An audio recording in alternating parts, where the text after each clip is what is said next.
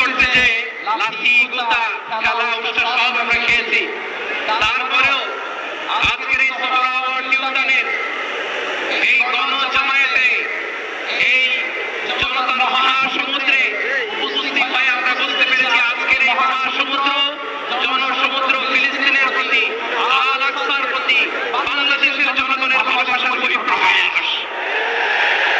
ভৌগোলিকভাবে আমরা ফিলিস্তিন থেকে অনেক দূরে হতে পারি, কিন্তু আজকের এই জনসমুদ্র প্রমাণ করে আমাদের এক একজনের হৃদয়ে বুকের ভেতরে বাস করে একটা ফিলিস্তিন।